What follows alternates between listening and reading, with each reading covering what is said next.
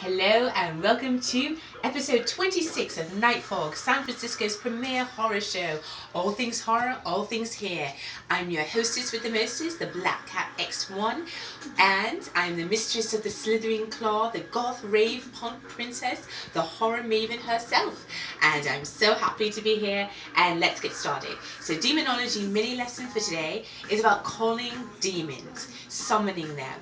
Now, a lot of people I've spoken to a lot of people this week, and people have joked about Trump 45 having a demon, or maybe someone has called forth a demon, or maybe a demon should be called forth to deal with Trump. Those are jokes, but seriously, on a more serious and personal note, anytime that you deal with the occult, anytime that you call upon something that you don't know exactly what it is, you have to be careful. You yourself are in personal danger. And so, summoning a demon, first of all, I would ask myself why. What are you doing? Are you trying to exact revenge on someone? Are you thinking you're smarter than the demon or more powerful? Because if you think that, you've either A, made a bargain with Satan himself, or B, are seriously deluded, my friend. Because a demon is living for that moment when you think you have it in your power. And really, if you watch any kind of horror movies at all or read any kind of occult literature, you find out that pretty soon and pretty quickly, the person who's doing the summoning is the one that is ensnared by the demon. Now, people also get confused because a lot of the early church teachings and writings, for example, St. Thomas Aquinas speaks often on this topic, and I think it's best to distinguish what is true and what is false. There are literature and texts in the forbidden books of the Vatican Library, in which purportedly the writers of the early church have decided that they were going to write an instruction manual of how to summon demons, and there's the infamous grimoire of the popes, etc. But in actual fact, anyone trying to follow those formulas is actually not serving anyone except the demon. And so, in all cases, in every way, I cannot think of any good reason to summon forth the demon, because if you're doing it in anger, you're feeding the demon. If you're doing it in despair or grief, you're feeding the demon. If you are doing it trying to obtain power you don't have or riches you don't have, you're feeding the demon, because, of course, the 7 deadly sins are what the demons feed on.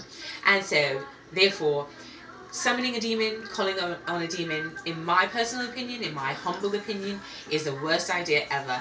And find another way, another pathway to solve your problem or achieve your dreams. So that's your demonology mini lesson for today. Santeria secrets. Now, we have spoken often about colors and rituals that are performed. So today I'm going to give you a mini lesson about the altar. Now, the altar, or altar, or ara, and there are other words for it as well, is simply a personal shrine that one constructs to one's orisha, or saint. And so the colors matter depending on the saint that you choose. The things that you put on there matters. If you're asking for protection, for example, for your family members' pictures up there would be important, as well as little trinkets or objects from them. And if you're making a memorial to those who have passed on, objects and pictures of them as well are helpful. Holy water is often included, incense is burned. So actually it's not, and sometimes food is offered on special days. So in other words, it's not an unusual custom all around the world to construct an altar. So actually having an altar in your home based on Santeria is nothing really unusual, because, for example, Buddhists do that. You will often see pictures of people who have passed on. You will see an offering of fruit. You will see an incense stick or two. Those sorts of things. So an altar is just another more elaborate or simpler construction of that same basic idea, which is to have a holy place in your home in which to dedicate your mind, body, and spirit to your saint, your Orisha. So, there's your Santeria secret. Now, in Battle It Out, I chose to speak about the Black Panther movie that is upcoming February 16th, as well as Black Lightning, which is upcoming this Tuesday.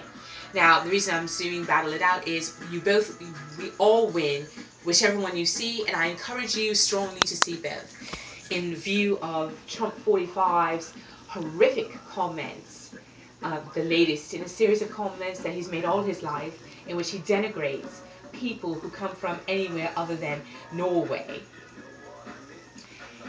The most important thing you can do to fight, and I'm taking a political stance, yes. As an immigrant, I'm outraged. As a person of color, I am disgusted. It is morally repugnant that the American people voted for this person. And by the American people, I mean anyone that even considered his name. He has never shown himself to be anything of a hero. But Black Panther walks like a king. He is a king. He fights for justice and truth. And if we ever need someone to fight for justice and truth, it's Black Panther. So 16th of February, dedicate some money, take yourself, your family members, your friends, get a group together, a group of all those who like heroes. If you can put Marvel at the top of the box office, you can put Black Panther on the top of the box office. Send a strong message. The same thing with Black Lightning. Black Lightning is coming on television. Organize a party. I'm doing that. I'm not saying anything that I'm not going to do, because it's important to me. It's important to the future of all of us. We all are in this together. We all enjoy these movies. We should not have to listen to someone who is supposed to be in power denigrating those who do not look like him. And so I encourage you, I urge you, I really strongly say, get out, find money, find people to go with, pack the movie theaters, pack the television screen, send a message to the CW, yes, we want Black Lightning, yes, say to the movie makers, yes, we want more films featuring people of color. So that's my Battle It Out. Both of those films are winners. No matter how it actually does, they should be on top of box office for principle's sake, for decency, tolerance, and respect's sake. And now, to finish it off, my Survival of the Fittest, I nominate Pam Grier for her role in Bones, as well as in many, many great 70s movies of which I enjoy, as well as my own personal flick, Jackie Brown. Pam Grier shows strength, resilience, toughness, intelligence. These are all qualities that people of color, women in general, everyone should admire and share in. And so, Pam Grier is my Survival of the Fittest. Now, it's a short episode, but a powerful one. I couldn't hold my tongue any longer. I had to say something, but I do want to say thank you for supporting this woman of color. Thank you for supporting this immigrant. Without you, there would be no me, and I say thank you so much. So until next time, I'll see you soon. Meow meow. Ciao ciao.